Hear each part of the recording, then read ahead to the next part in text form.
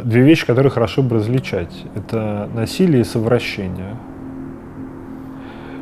Их часто спутывают и смешивают, потому что итог один и тот же. Но они по процессу очень разные. В совращении совратитель не применяет насилие, он никого не заставляет. И это то, что чаще происходит и в семье.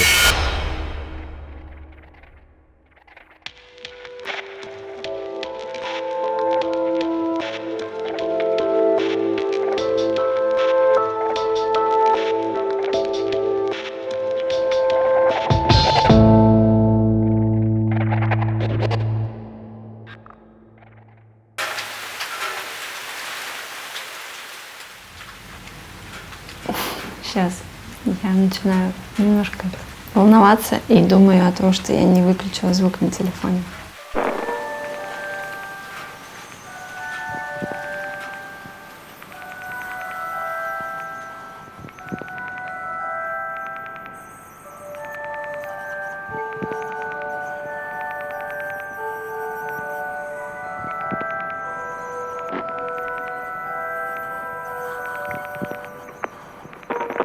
Я помню, что мне было 4 года, и буквально, может быть, полгода мы жили с маминым новым мужем, с моим отчимом. Он был пьян, я не помню, что вообще предшествовало этой ситуации. Мы сидели на диване, дурачились, и я воспринимала все как игру. Тем более, что единственный вообще какой-то вариант взаимодействия мне с отчимом был только когда он был пьяный, потому что когда он был трезвый, он всегда был очень угрюмый, и я его боялась. Вот у меня какие-то детские воспоминания, они просто вот какие-то флешбеки. Это тоже был эпизод. Я помню, что он тоже в какой-то момент напился и просто вот бежал по коридору вот с шампуром вот так вот и, может быть, что-то кричал. Я не помню, с чего это все началось, но я помню, что просто мама, стояла в ужасе, смотрела на него, и я что-то делала в комнате в этой же, где была мама, играла, и я просто вот так вот наперерез побежала и встала вот перед ней. И он остановился. Часть клиентов, которые ко мне приходят и рассказывают про что-то совершенно будничным голосом и не переживая по этому поводу, для них полным открытием является, что это ненормально, когда тебя бьет муж. Если мы посмотрим, мужчин у нас не хватало, и это достаточно исторический факт. Подкос был различными историческими событиями. И если мы заглянем в деревни, то мужчина, бьющий женщину, в общем-то, как прикрывалось культурально, бьет, значит любит. Женщина терпела, прав она имела меньше, чем мужчина, да, и было не так и стыдно ходить с синяками. Просто вот с самого начала я его боялась, и подойти к нему мне было возможно вот только когда он был такой пьяный, добренький и какой-то более такой расслабленный. И мы были, на диване, и вдруг он стал как-то вот пальцами гладить по трусикам, под трусиками, и что-то говорить такое, что я сделаю тебе ребенка, мы ничего не скажем твоей маме. Это как раз тема про перекладывание ответственности. Про то, что ребенок берет на себя ответственность не только за то, что это произошло, но и за то, что это останется секретом.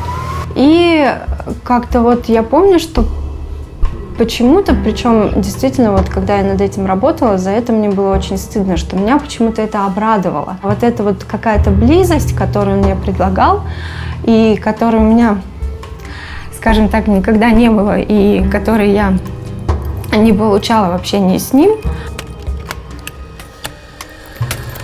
Вот эта близость, она меня невероятно обрадовала.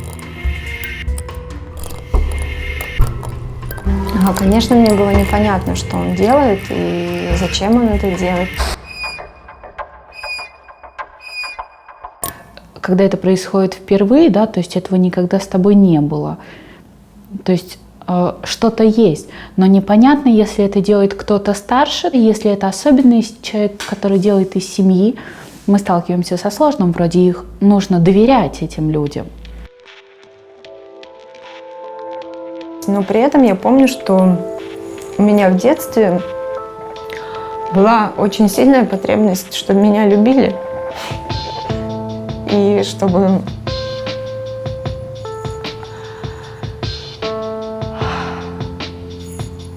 я любила. Ну, то есть вот именно эмоционально. Но следующее, что я сделала, я побежала к маме и что-то ей вот такое рассказала, что вот папа делал вот то-то, то-то, я его называла папой, мы так договорились с самого начала. Я маме сказала, что вот папа делал то-то, то-то, и сказал мне вот такую вещь, там, что он сделает мне ребенка. Я помню свои чувства, мне именно хотелось поделиться, и я помню, что я была очень как-то вот прямо в восторге от этого. Такое сильное чувство радости, что, во-первых, он действительно как-то меня заметил. Но первое, что я увидела в маминых глазах, это было просто у нее буквально окаменело лицо, и она смотрела на меня так, как будто бы я вот, ну все, самый ужасный человек на свете. Я помню вот этот вот какой-то очень резкий перепад эмоциональный, что вот из этого состояния восторга, с которым я к ней пришла, я увидела в ее глазах какой-то ужас.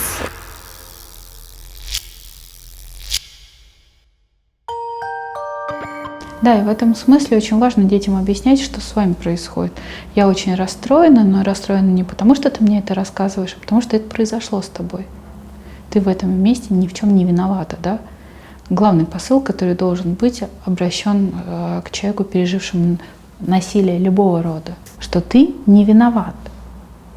И у меня может быть много чувств, много злости, но они не к тебе, а к человеку, который это совершил, к насильнику.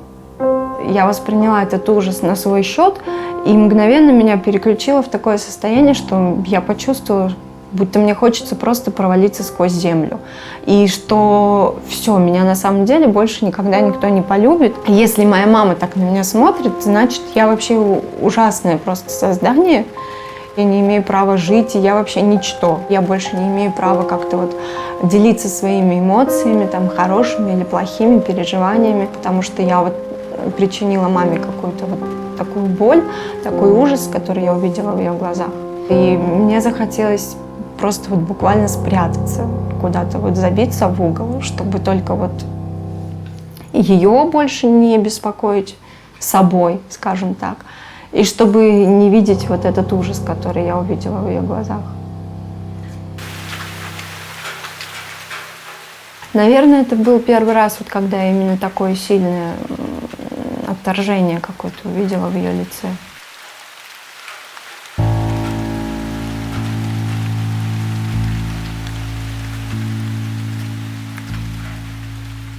Еще там до того, как он появился в нашей жизни, я ходила в ясли, в тот же сад, где мама работала.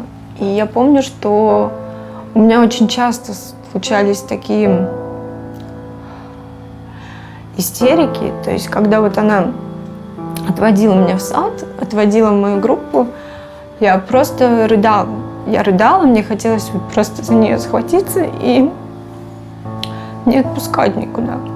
Хотя я знала, что она, по сути дела, будет вот в соседней там группе где-то, или, может быть, на другом этаже, в этом же саду. Но мне, видимо, настолько вот не хватало ее внимания.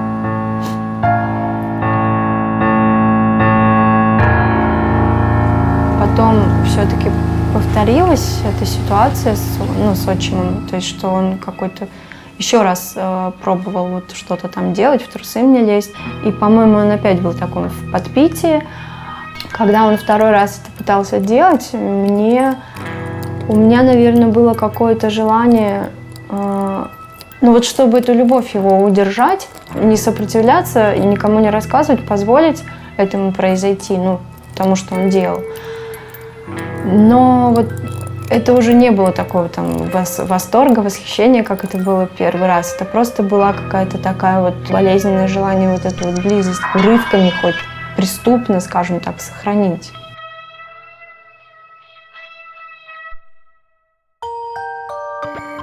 Это очень важно все-таки то, насколько доверительные отношения в семье. Ребенок может сказать родителю, все ли он может сказать.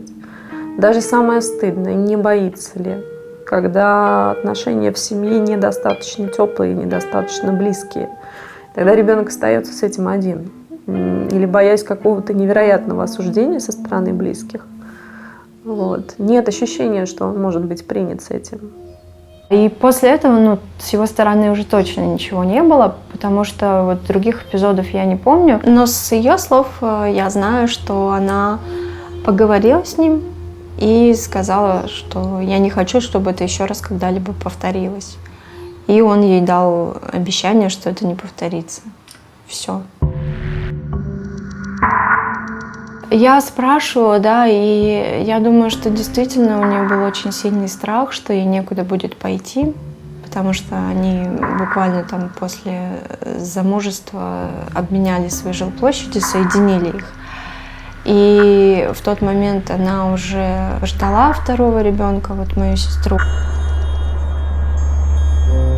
Иногда, когда женщина находится в экономической зависимости от мужа, и она внутренне переживает это как ловушку, то есть ей для начала нужно не только признать наличие насилия, но и вообще как-то представлять совершенно иную себе жизнь. Простые рекомендации: да, прекратить, да, уйти. Но по практике, как практикующий психолог, я понимаю, что это не всегда возможно просто сделать. Когда мы говорим, что надо прямо бежать, не всегда объективно возможно бежать. Но некуда бежать. И ей было страшно. Я думаю, и из того, что она мне рассказывала, и из того, что я уже как взрослый человек сейчас понимаю, я понимаю, что ей было страшно. Что ей, по сути, тогда было 30 лет, столько же, сколько мне сейчас, и ей было страшно вот оказаться на улице с двумя детьми без поддержки и без помощи.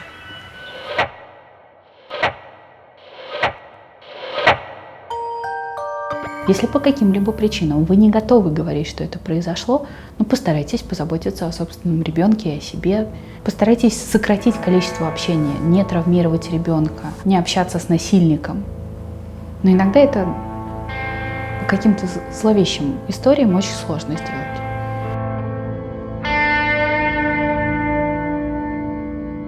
Она вот об этом инциденте никому вообще не рассказывала. То есть она не делилась ни там с лучшей подругой своей, ни с матерью своей, да, с моей бабушкой. Потому что я уверена, если бы она рассказала об этом бабушке, бабушка просто бы приехала, собрала все наши вещи и либо его выгнала бы, либо нас бы забрала. Обратиться за помощью – это означает признать это. А признать это – столкнуться с большими переживаниями, в том числе стыд и вину за то, что это произошло с твоим ребенком. У меня сложилось такое понимание, что я здесь никому не нужна, я здесь никому не интересна, и единственный способ мне выжить вот в этом всем – это просто не привлекать к себе внимания. Я помню, что стыдно было непереносимо. Я точно понимала, что я не могу сказать, потому что будут ругать. И какое-то непонятно откуда взявшееся чувство, что ты делаешь что-то там неправильное, и понимаешь, что говорить об этом нельзя.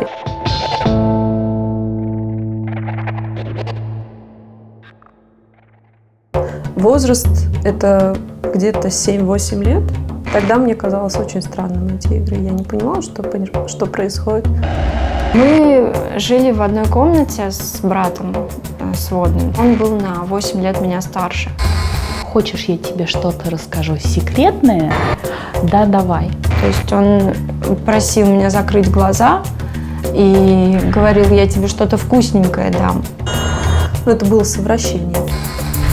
И вот я как раз попала под насилие не взрослого человека, а условно подростка. Если это взрослый внутри той системы, в которой происходит совращение, то он будет всеми возможными способами стараться этого не замечать, потому что он на самом деле соучастник.